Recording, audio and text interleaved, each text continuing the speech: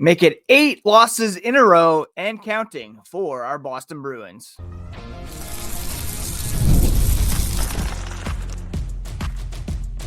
You're Locked On Bruins, your daily podcast on the Boston Bruins, part of the Locked On Podcast Network, your team every day. What is up, Bruins fans, and welcome back to the Locked On Boston Bruins podcast. I'm your host, Ian McLaren, and this is a daily show where we discuss all things Spoked B. Today is Monday, March 31st. Thank you so much for making Locked On Bruins part of your day. It's part of the Locked On Podcast Network, your team every day. And on today's episode, we are going to discuss the Bruins' ongoing losing streak, the fact that they're one of the worst teams in the NHL since the trade deadline, and how we're embracing it here on the Locked On Boston Bruins podcast. Because if you're going to be bad, you might all in for the highest possible draft pick. We'll also touch on some big roster moves that were made over the weekend, relatively, and take a look at the Tankathon update as well, with some teams below the Bruins starting to catch up here, which, let's be honest, that's a good thing. Before we get into all that, a quick reminder, you can find the podcast on social media at Locked NHL Bruins. You can find me, my hockey thoughts, dad jokes at Ian C. McLaren. So the Bruins lost on Saturday to the Detroit Red Wings. Primetime game that was billed as two teams vying for points in the wild card race, which is pretty hilarious because the Bruins have been out of it for a couple of weeks now. And at this point, there's really nothing to benefit from breaking down the storylines, the stats, the signals, because we all know what the storyline is.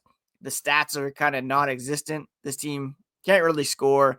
They can't defend very well. They're abysmal on the special teams. And this is all to be expected. Once Don Sweeney made those decisions at the trade deadline to trade Trent Frederick, Justin Brazeau, Brandon Carlo, Charlie Coyle, Brad Marchand, the writing was on the wall for this team that this season was a write-off and they were not keeping their hat in the ring, so to speak, for a wild card spot. And since the trade deadline, the Bruins have been one of the worst teams in the NHL. They've played 10 games since the deadline. They're 2-7-1, tied for the fewest amount of points with the Chicago Blackhawks. The Blackhawks have played 2 more games in that time. They're 2-9-1, so they have the worst point percentage. The Bruins have 5 out of a possible 20 points since the trade deadline. They're also allowing the 4th most goals per game in that stretch, 4 goals per game. They've scored only 2.1 goals per game in that stretch, so 3rd worst. Their power play is ranked 24th in the NHL since that time. The penalty kill is 23rd. This is a team that is just not what it was at the beginning of the season, much less what it was a season ago at this point. They have 20.7 shots per game since the trade deadline, which is by far the fewest in the NHL. The next closest is the Dallas Stars at 23.5. So almost 3 full shots per game more by the 31st ranked team since the trade deadline. And this is what happens when you deplete the roster with some core players and you bring in some or call up some guys who have since been placed on waivers. We'll touch on that later. You bring in some new faces that are not used to playing with anybody on this roster, like a Casey Middlestat, Marat Huzi, Jacob Lauko is coming back, but of course he's not an offensive driver by any stretch. The Bruins this season just went completely off the rails. And then at the trade deadline, it was a conscious decision to not put forth a winning roster. So this 8-game losing streak, more losses to come over the next couple of weeks. It's all to be expected. It's all kind of part of the plan for this season. And if you were watching the broadcast on ESPN on Saturday, you saw them list the multitude of reasons why this season has gone awry. The prolonged contract stalemate with Jeremy Swayman, him missing training camp, and his poor performance since signing that contract. You have the subtractions at the trade deadline, injuries to Hampus Lindholm and Charlie McAvoy, and, of course, the signings of Elias Lindholm and Nikita Zadorov that have not quite panned out. I will say Zadorov has been quite a bit better since the trade deadline, I think. Like, he's really stepped up and kind of embraced that Bruin mentality, and I could easily see him wearing an A next season at some points. Lindholm, the offense has gotten a little bit better, but I'm not still seeing the basis for the contract that he has, and this is in year 1 with 6 more to go. And that's my one big quibble with the decision to trade all these guys, to give Don Sweeney and Cam Neely a vote of confidence. We can look hopefully at the amount of cap space that the Bruins have this offseason. We can look at the draft picks that they've recouped, some prospects they've picked up over the trade deadline. But like the last time they had money to spend, which was just last summer, they did not spend it very wisely. And it's like, why are you giving the guy who spent that money, and it's already looking like dead money? Maybe that's a stretch, but already looking like unwise investments at the very least. We're letting him determine how this retool proceeds, right? And also giving him another chance to hire a head coach. This will be his third. General managers very rarely get an opportunity to fire and hire 3 different head coaches. Sweeney's already fired 3. Please do not look at the standings and see what the St. Louis Blues are doing right now under head coach Jim Montgomery. Joe Sacco, Cam Neely, I believe, said he'll be in the mix for the next head coach. He's still interim at this point. But, I mean, has anything that he has done inspired much confidence for the future? Tough spot for him, to be sure. Replacing Jim Montgomery, trying to guide this team through just a weird season and then post-trade deadline. But the big storyline for this team right now is the fact that they are built, at the moment anyways, to not win. I don't want to say lose, but because the guys are going out there, they're still doing their thing. They're trying their hardest, but just the talent level isn't there to win on a night in and night out basis. They do have still some players to build around. Say what you want about Swayman, but there's still an elite goalie in there somewhere, I believe. McAvoy, when he is healthy, maybe he's not what we expected in terms of an all-around, all-world defenseman. Maybe he's not going to put up big-time offensive numbers like a Cale Makar or a Quinn Hughes, but he's still one of the best defensemen in the NHL, players at his position defending. David Pastrnak, of course, is one of the best players in the NHL, period. You have those 3 guys to build around, and some money to spend in the offseason, and likely a top 7, 8, maybe even top 5, top 3. Hey, maybe first overall pick. You can argue with Don Sweeney's draft record, but when it comes to top 3, top 5, there's some really can't miss players here that the Bruins will certainly be targeting. So my contention is embrace this period of Bruins hockey because hopefully it will be short. It's still to watch some of these guys do their thing. It's also painful to watch at times them not be able to get the puck on net or defend or whatever, but hopefully it is short-term pain for long-term gain here for the Boston Bruins as they look to get a top pick, spend some money a bit more wisely in the offseason, and have a quick turnaround here and be more competitive in 2025-26. Now, as the season winds down, the Bruins did make some roster moves on Sunday, and we'll discuss those here as the podcast continues.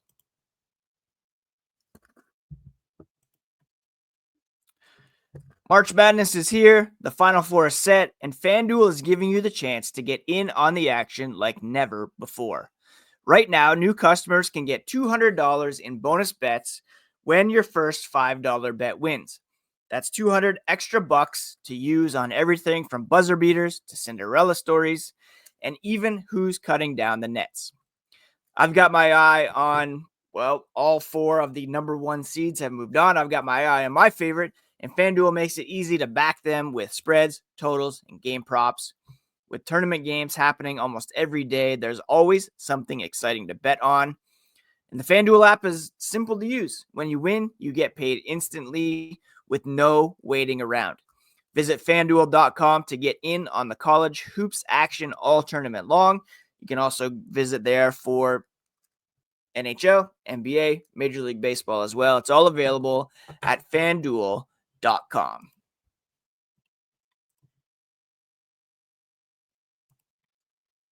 So the Boston Bruins wrapped up that road trip with the 2-1 loss to Detroit on Saturday. They've now lost 8 games in a row, and their next game will be on Tuesday against the Washington Capitals. Then they will take on the Montreal Canadiens, who are fighting for a playoff spot, and the Carolina Hurricanes. So not an easy week at all. They'll also play on Sunday, so back-to-back this weekend, a game in Buffalo on Sunday evening. So 4 games on tap between now and next Monday, and it's going to be interesting to see who exactly is in the lineup, because on Sunday, the Bruins announced that forwards Patrick Brown and Vinny Lettieri were placed on waivers.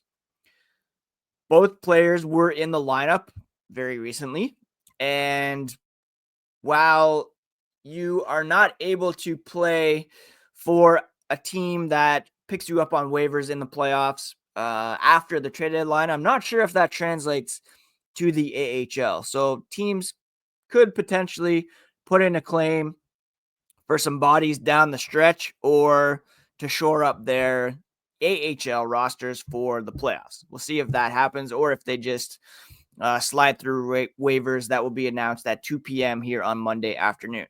Also, the Bruins sent defenseman Michael Callahan and forward Fabian Lysell to the Providence Bruins on Sunday. Now, there's a question as to whether that is a paper move and they'll just be called up again for Tuesday's game, or whether or not the Bruins will be making kind of wholesale changes here and looking to bring some other guys up or in somehow. Now, Lysell has played 5 games for the Bruins so far this season.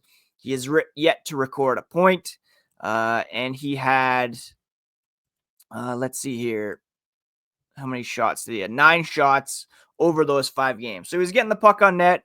He averaged about 12 minutes and 50 seconds of ice time per game. Did not record a point, and we'll see here if he is going to come back or if he's been sent down for the balance of the season. Providence Bruins did clinch a playoff spot, so they're going to be trying to get loaded up for the Calder Cup playoffs. Maybe they want to bring some other guys up to give them a shot, as they did with Lysell here over the past 4 games. Maybe Matt Poitras comes back up. Maybe Georgi Merkulov comes back up. But for now, it appears as though Lysell, Callahan will be sent back down, and we have Lettieri and Brown, who will be placed on waivers. we'll see what happens with either of them. But with all that being said, you had Lysell, Lettieri, Brown all in the lineup, as well as, Callahan has been in and out of the lineup. So that's 3 forwards that you're potentially subtracting from the roster. Who then is going to be playing for this team come tomorrow night? Well, that's something we'll discuss on tomorrow's podcast and bring you all the latest on the Bruins and who they decide to call up or bring in or whatever. Just really interesting timing for this. I thought Brown, Lettieri would be with the team for the balance of the season to kind of have some veteran leadership here, to kind of just have some bodies to play things out. But both placed on waivers. Now, if they clear, they could keep them up, and it was just kind of designed to make them available for Providence if and when they need them. But who knows? Brown, 13 games with the Bruins this season, recording 1 assist. Lettieri, 19 games with the Bruins this season, 2 goals, 1 assist for 3 points. They've both been instrumental in Providence's success this season. Brown with 16 goals and 28 assists for 44 points in 52 games. Lettieri, 46 games, 20 goals, 28 assists. So they're going to be really important pieces for Providence as they go into the playoffs. They want to have maybe that veteran leadership down there with the kids to maybe go on a deep run in those playoffs and just bring up some bodies, play out the stretch for the Bruins here as they look to kind of maximize this opportunity to get the highest possible draft pick. Again, the Bruins, they have they're now well down the standings here. And it's quite possible that they could end up at the bottom of the Eastern Conference, especially with a game against Buffalo coming up here on Sunday. The remaining games for them, there's 8 games remaining on the schedule. They play Washington, Montreal, Carolina, Buffalo, the New Jersey Devils twice, and then the Blackhawks and the Penguins. Right now, the Penguins and the Blackhawks, the Blackhawks too, but the Penguins and the Sabres are 2 teams that are below them actually, I think Pittsburgh actually may have passed them. So you got to let them keep winning, right? Bruins right now are tied for second worst in the Eastern Conference, 69 points. 1 up on the Buffalo Sabres, tied with the Philadelphia Flyers. And the Flyers, having played 1 more game, technically last because they have a 460 point percentage. We'll take a look at the full Tankathon update here coming up on the podcast, as well as run the draft simulator. And we'll touch on that here as the podcast continues.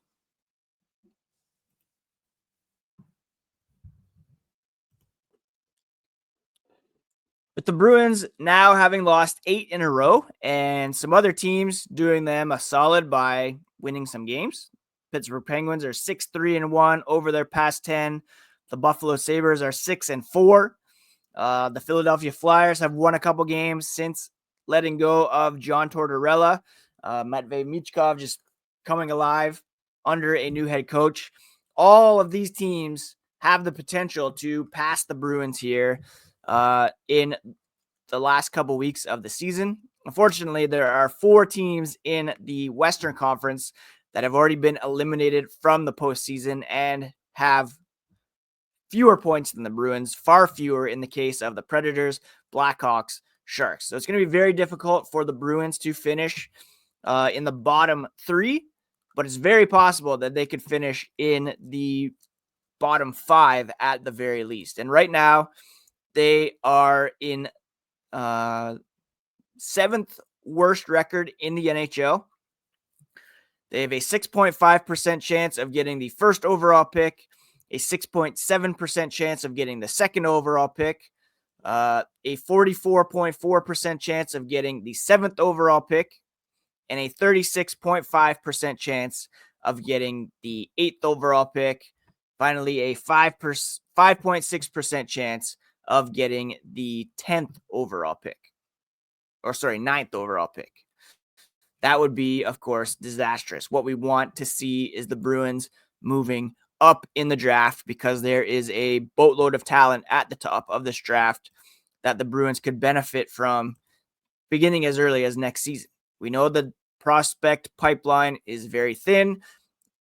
The first round pick from last year is not close. Dean Letourneau. There are some prospects that perhaps could pan out, like a Dan Zlotmelis, who's played pretty well in his college career, but there's no like immediate help or top tier prospects that the Bruins can bank on. They will have almost $28.2 million in cap space to spend this summer. Some of that will go to some UFAs, RFAs. Morgan Geekie, I think, should be re-signed, although I do worry about his 20% shooting success rate right now. And if that drops in half or even to his career average, that's a loss of like a third of his goals or almost half of his goals, right? That would be bad to commit to a guy long-term when he's riding that kind of, let's be honest, it's a bit of a hot streak right now. It's a bit of an outlier in terms of his career totals. Anyways, that's a conversation for another day. For now, let's run the sim lottery and see if the Bruins get some luck. You can see them here in 7th, very, very close to Buffalo passing them. Maybe Philly passes them as well. Hopefully they can move into that top 5. But let's run it here as it stands with the Bruins having the 7th best odds. They stay in 7th. Chicago moves up. San Jose moves down. No movement otherwise. Let's run it again. We had the Bruins sticking in 7th. Philly moves up. So you can see there, the Bruins finish in that 5th spot. Like Philly did, they can maybe move up to that 2nd overall pick, which would be a real coup for the Bruins. Run it one more time. Bruins still in 7th. Nashville, Seattle move up. San Jose, Chicago move down. Let's run it 2 more times here. Oof, we had the Bruins dropping to 8th. Buffalo moving up 5 spots to get the number 1 overall pick.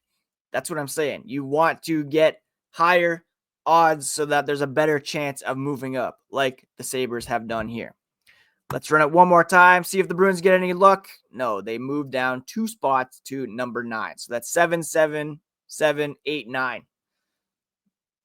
Worst case scenarios here for the Boston Bruins as we try to embrace the tank because we want the highest possible draft pick.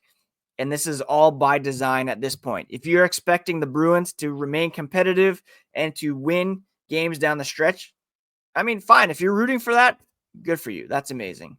Maybe you're a better fan than I am. But right now, I am rooting for the fewest points possible picked up so that they can get the highest possible draft pick. That's one way to redeem this very down and confusing and weird and disappointing season is to get, if you're going to be bad, be big bad. Go bad. And I'm not saying this in order to say the Bruins should do a full rebuild. People say, well, why are you endorsing this? Because one high draft pick doesn't get to remedy the situation. You don't want to be this bad. Look at Detroit, San Jose, Chicago, all these teams that have been bad for a while. Buffalo, they went full tank for a long time. I don't think this is necessarily that for the Bruins. I think this is, again, temporary pain for long-term gain. They suck for a couple months, get a high draft pick. They incorporate some of these new faces in more into the lineup next year.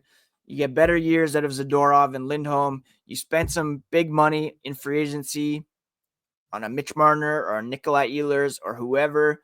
You need to get some scoring. They took care of the defensive part of things last summer, getting Zadorov, Lindholm. This summer, you need to prioritize scoring, scoring, scoring. If they can do that and take some of the burden off David Pastrnak, who's had an MVP-worthy season.